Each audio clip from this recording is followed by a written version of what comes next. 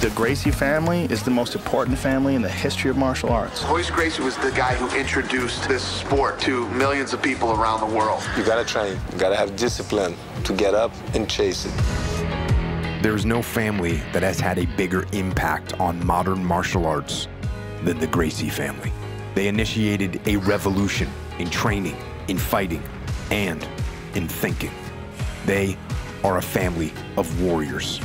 And like the SEAL teams, they exist for one reason: to fight. Both the Gracie family and the SEAL teams must live a life of discipline and humility. Both must keep an open mind for new tactics and techniques.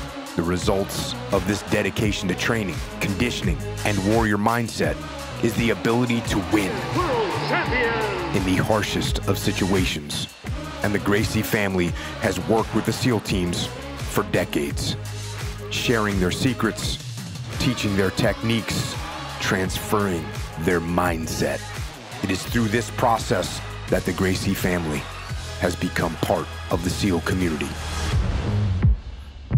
The entire SEAL community thanks the Gracie family for your commitment in making the SEAL teams more capable, more lethal, and more prepared for whatever the battlefield might bring. Thank you. It's an honor to be here, and I want to start off by saying thank you to the Navy SEAL Foundation. I want to say thank you to all of you that support the Navy SEAL Foundation, and I want to thank you for what you've done for my friends. The first time was in October of 2007, when the official announcement was coming that they were going to build a ship. And they were going to name that ship the USS Michael Mansour.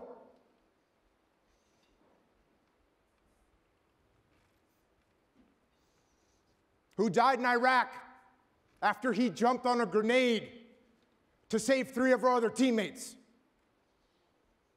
And for that special announcement, the Navy SEAL Foundation flew half my task unit out here, half of Mikey Mansour's task unit out here to hear that announcement here in New York.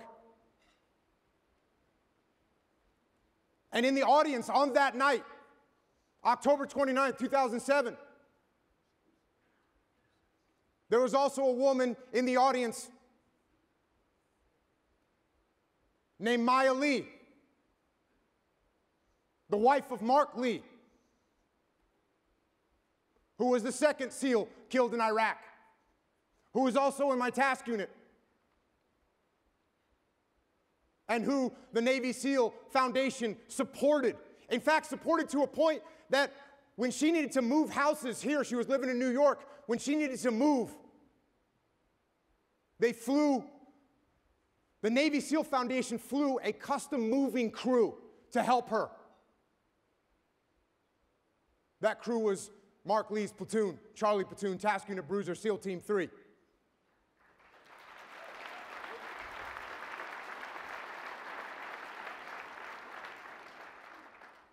Also in the audience that night was Ryan Jobe.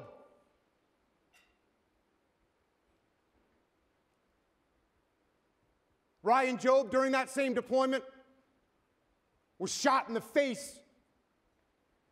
He was gravely wounded.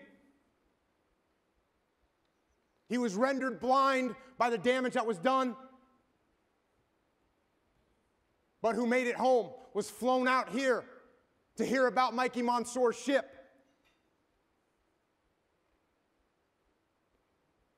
And 2 years later, after there were complications, after his 22nd surgery that was done to repair the damage that was done to his face and to his head, Ryan died as well. And the Navy SEAL Foundation was there again to support his family.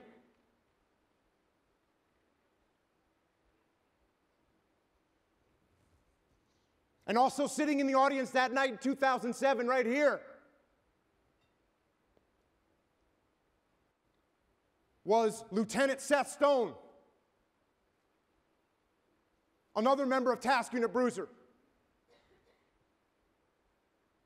who after that deployment to Ramadi went back to Iraq, fought in Sadr City, came back from that, went to Afghanistan, was entering that part of his tour, that part of his career where he wasn't really operational anymore. And in 2017,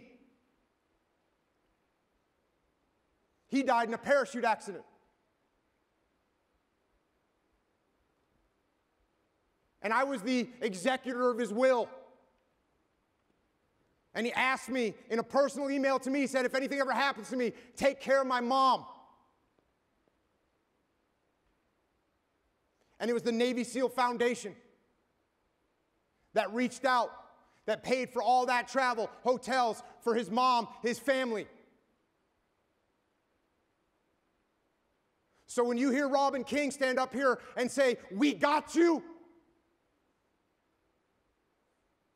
that means something. It means that all these young studs that are here tonight, wearing the uniform, getting ready to deploy anywhere in the world that they're needed, those guys know that their families are taken care of.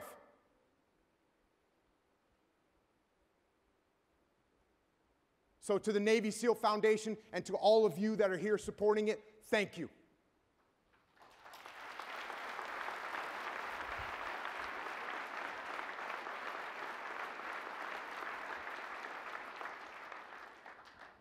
Now to get to the business at hand, I got to rewind a little bit. I was 20 years old. I was in my first SEAL platoon. I was on deployment in 1992. And I just got on deployment. And this Master Chief comes in. He's tall, he's lanky, he's like one of the oldest people I've ever seen in my life. He looked like he was at least 40.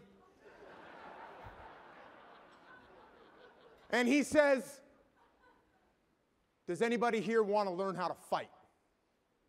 And I'm like, oh, what? Old man, you got something to teach me? I was fresh out of SEAL training. I thought I was unstoppable. A few of us raised our hands. A few of us new guys raised our hands, thinking we're going to go beat up this old man. Well, that old man had a little something. His name was Master Chief Steve Bailey. And he had been training Gracie Jiu-Jitsu up in Torrance, California. And that old man tied us up in knots. He choked us out. He arm locked us. He treated us like little tiny children. It was an extremely humbling experience for me, and eye-opening. And it fits right in with the rest of our SEAL ethos. You have to be humble. You have to be humble in everything that you do. You have to open your mind. You have to learn. And I started getting deeply engaged in Gracie Jiu-Jitsu, as did many SEALs.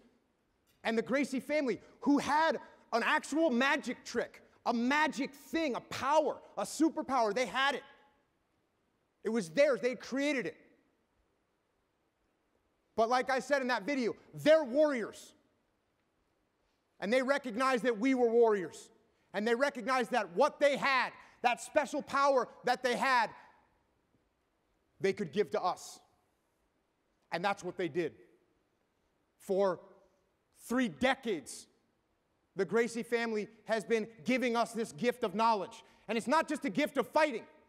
It's not just about how to take someone down. It's not just about how to choke someone. Gracie Jiu-Jitsu actually is a method of thinking. It's a way to think. Yes, it'll make you stay humble. It'll teach you not to attack problems head on because that's where the enemy's strength is. You learn to look for the enemy's weakness and then capitalize on that.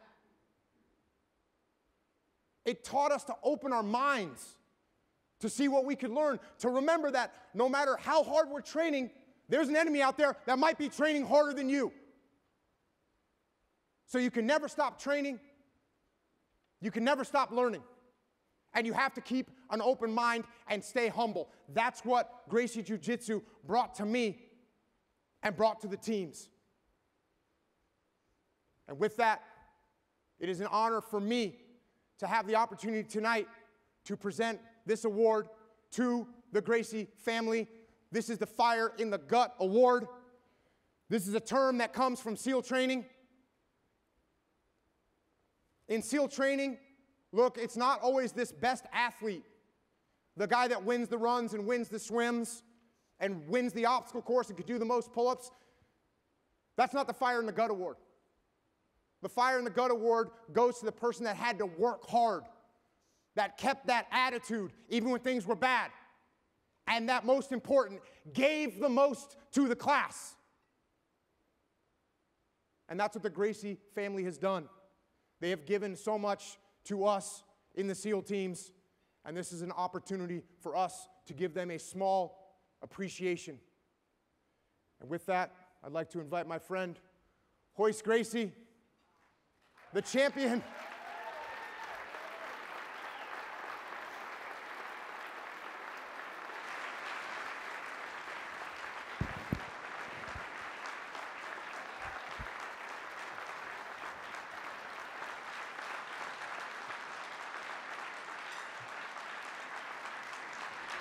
In the name of the Gracie family, thank you. Thank you.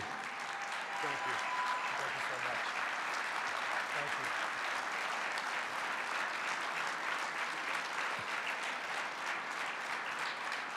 you. I'm a big fan of the Navy SEALs.